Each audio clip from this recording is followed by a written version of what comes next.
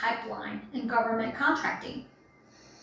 Your bid pipeline essentially is your virtual space for all the work that you've been working on. This means opportunities that you've started, opportunities that you are in the middle of, in progress with, and opportunities you have responded to by way of your proposal and pricing packages. Okay, this is organized in the format of a pipeline, and it doesn't necessarily have to be a virtual or a theoretical thing.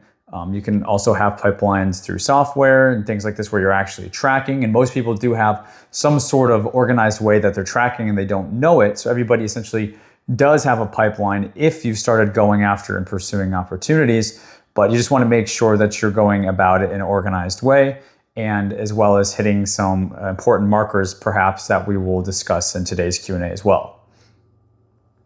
How many opportunities do you recommend new contractors having in their pipeline and over what time period?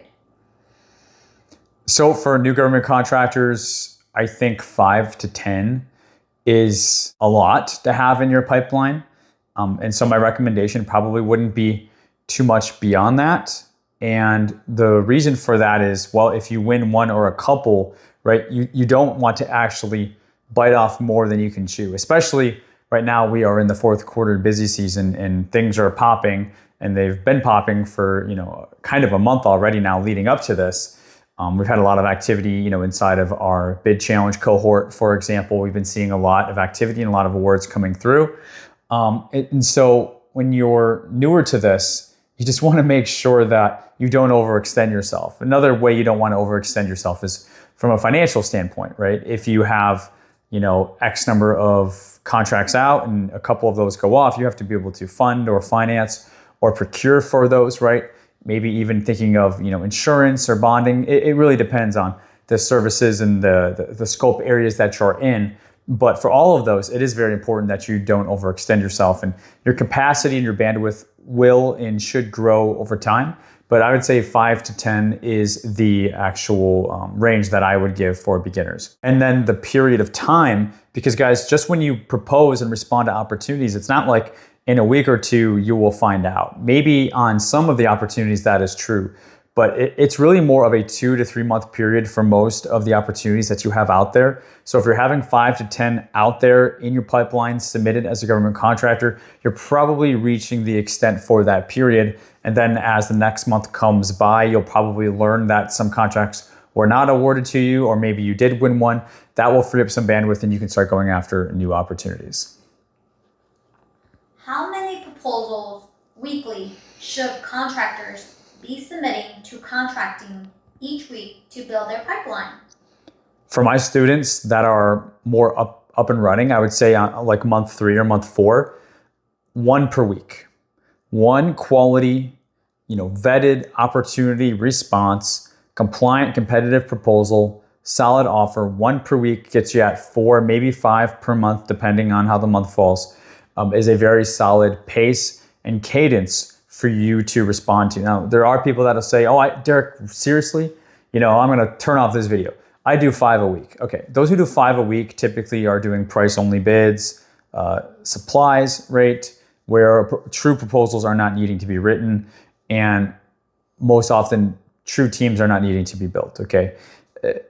Opportunities that small, true, like they don't need that much of a response, but also the margins are lower and you're gonna have to respond to that many more because the competition is higher because it's so easy, so your chances and probability of winning are even less, right? So instead we like to shift away from that. We like to go after bigger opportunities with less competition, with higher margins, and that means we're not gonna be pushing out 5 per week, but maybe 4 or 5 per month makes sense from what I see. What role do you sources notice play in a government contractor's pipeline?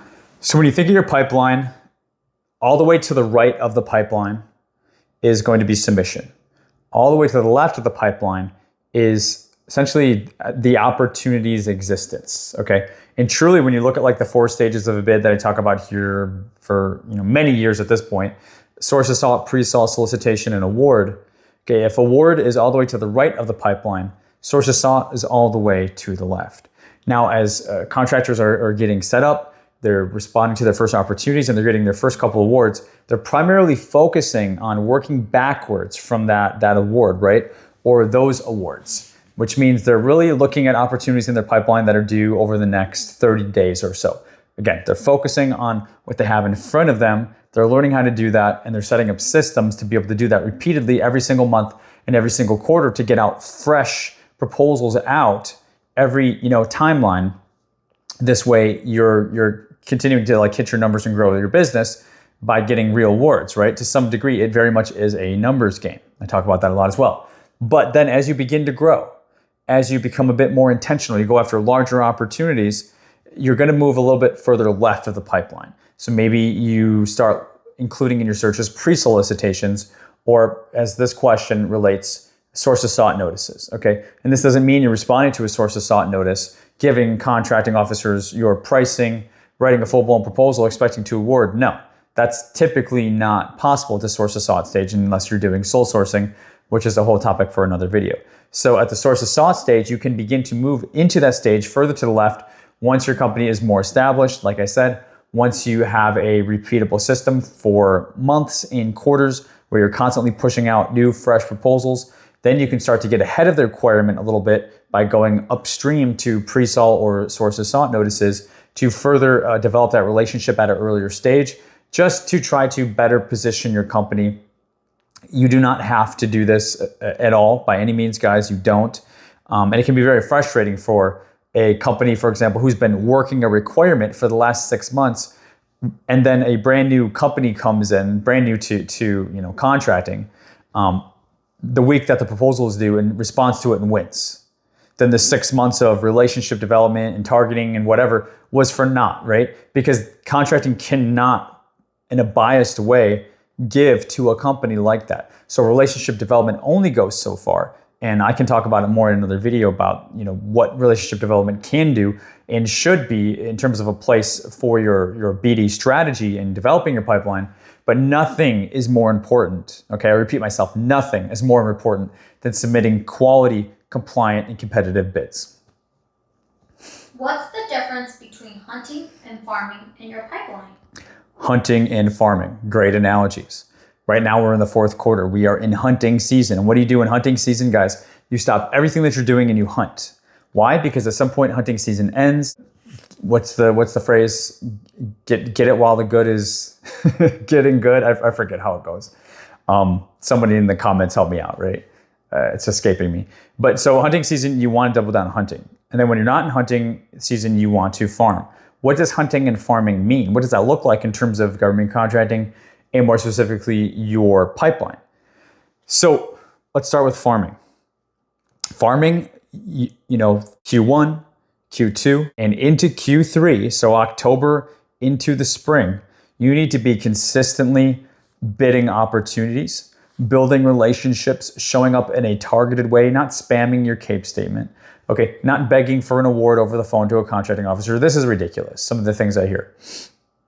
You need to show up professionally, consistently, and respond to opportunities consistently out of the areas that you've targeted, right? In terms of what agencies are buying the most of what your company has to offer, goods and services, that's where you want to set up camp. Make sense? Okay, so you do that throughout the year. You are consistent, you're showing up, and you're probably winning some contracts just by doing that. That's farming, okay? And then when the hunting season comes, okay, there is just so many more opportunities out in the market, so much so that you have to get better at vetting and better at prioritizing what you want to go after and what you don't want to go after. Okay, you need to be working weekends, you need to be working nights, you need to be sending emails to contracting officers at 1 a.m., right? Like, these are all things that I used to do as well, because you're letting contracting know that you're here, okay? And they have problems and you have solutions. And if they don't award by September 30th, their budgets get reduced by the amount that they didn't spend, and you're a small business and they need to spread it around. Okay, so hunting season is very much like that energy, and you need to show up for it during these few months before they are gone. And then you switch back over to farming. So can we only hunt? Maybe, depending.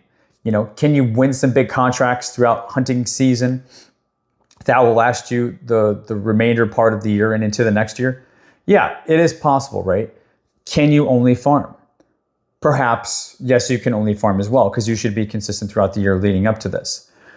But they really work together, because if you are not farming throughout the year, then you don't have those contracting officers to show up when hunting season comes to hunt with, because you didn't do any development throughout the slower periods. So they really are, a relationship working, dynamically, one off the other, hunting and farming, which is why you need to do both. You need to have a hybrid approach.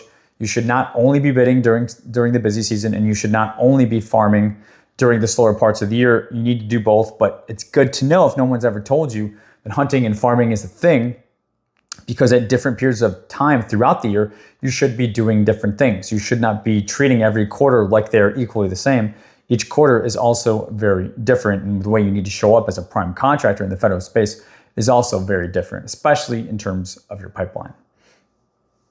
Do you recommend any software for contractors to manage their pipeline?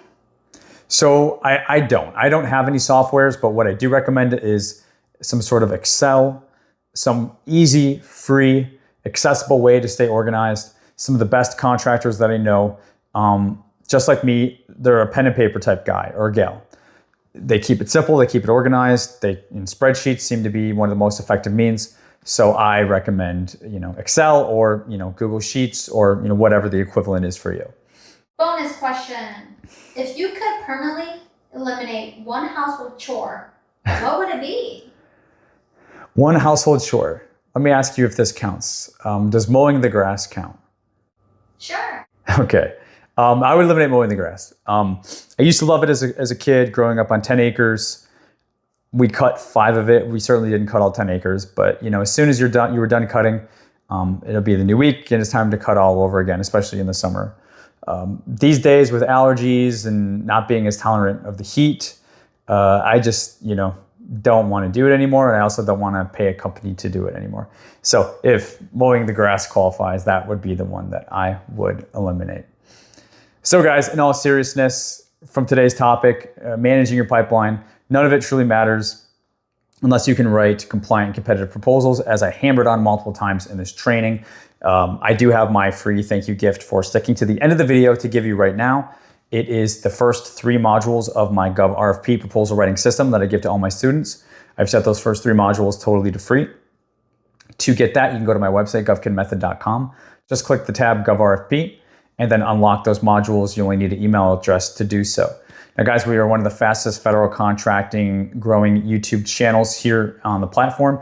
Consider subscribing if you don't want to miss out from future new trainings just like this, if you got something from the video today. And if you did, also help me out with the thing that I needed help with. Get it while the getting's good. I think that's what it was. Let me know in the comments. Correct me on that. And if something was helpful for you, I love comments. So definitely drop a line down below letting me know what you thought. And until next time, guys, thanks for watching, and we'll go ahead and see you in the next training. Take care.